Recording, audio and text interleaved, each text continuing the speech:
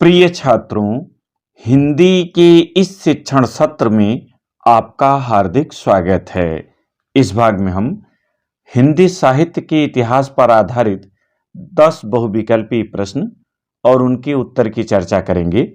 प्रायः ये परीक्षाओं में पूछे जाते रहे हैं, अतः इनके सही विकल्प का उत्तर चयन कर तत्पश्चात उत्तर जानकर आप अपनी तैयारी जांच सकते हैं। तो आइए इस भाग में देखें कि हिंदी में किसको क्या कहा जाता है। आज का पहला प्रश्न, कठिन काव्य का प्रेत कहा जाता है। ए. सूर्यकांत त्रिपाठी निराला को, बी. आचार्य केशवदास को, सी. कवि सेनापति को और डी. पद्माकर को। इसका सही उत्तर है बी. आचार्य केशवदास। आचार्य केशवदास को कठिन काव्य का प्रेत कहा जाता है। दूसरा प्रश्न, एक भारतीय आत्मा उपनाम से जाने जाते हैं। ए. घनानंद, बी. रामधारी सिंह दिनकर, सी.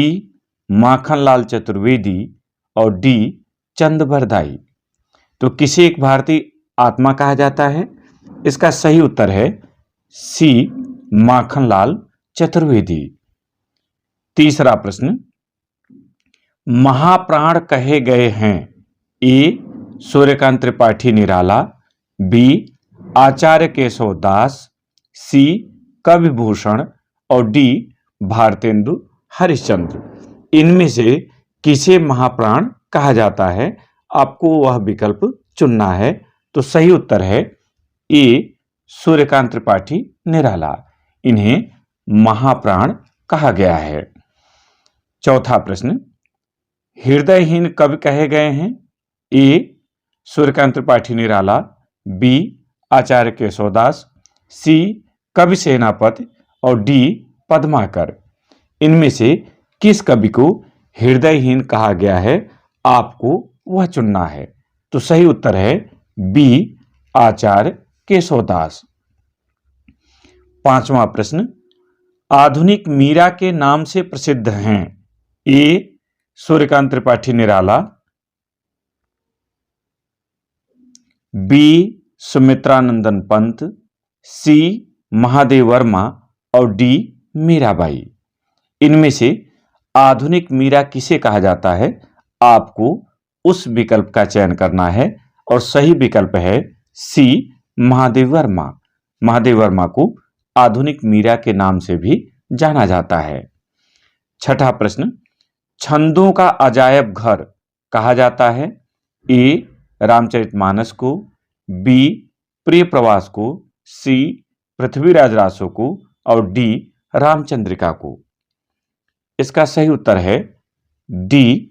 रामचंद्रिका को। केशवदास जी की यह रचना है। इसमें अनेक छंदों का प्रयोग किया गया है, इसीलिए इसे छंदों का अजायब घर भी कहा जाता है। सातवां, निम्न में से किस लंबी कविता को महाकाव्य की संज्ञा दी गई है? विकल्प देखें। ए. सरोज स्मृत, बी.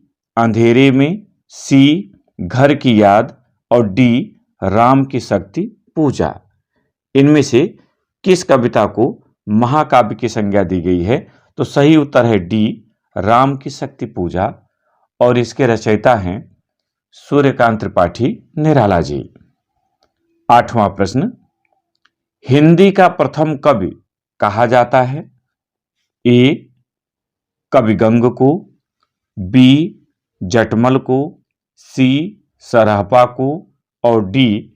चंदबरदाई को। जिसमें किसे हिंदी का प्रथम कवि कहा गया है? तो सही उत्तर है सी. सरहपा को। इनका पूरा नाम सरहपाद है। नौवां प्रश्न, आधुनिक हिंदी गद्य का जन्मदाता कहा गया है। ए. सूर्यकांत त्रिपाठी निराला को, बी. रामधारी सिंह दिनकर को, सी. भारतेंदु हरिश्चंद्र को और डी. सच्चिदानंद हीरानंद वात्स्यायन अज्ञेय को। किसे हिंदी गद्य का जन्मदाता कहा जाता है? तो सही उत्तर है सी. भारतेंदु हरिश्चंद्र को। और आज का अंतिम प्रश्न, निम्न में से किसे आधुनिक वाल्मीकि कहा जाता है? ए सूर्यकांत त्रिपाठी निराला को, बी रामधारी सिंह दिनकर को, सी भारतेंदु हरिश्चंद्र को और डी गोस्वामी तुलसीदास को। तो इसका सही उत्तर है डी गोस्वामी तुलसीदास। गोस्वामी तुलसीदास को आधुनिक वाल्मीकि भी कहा जाता है।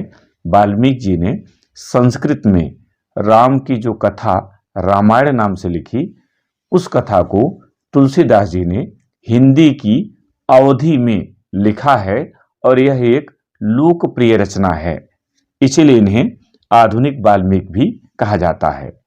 तो मुझे उम्मीद है कि आपने अधिकतम प्रश्नों के सही उत्तर चुने होंगे और आपकी तैयारी अच्छी होगी, इसका आप अंदाजा लगा चुके होंगे। तो एक नए वीडियो के साथ फिर मिलेंगे।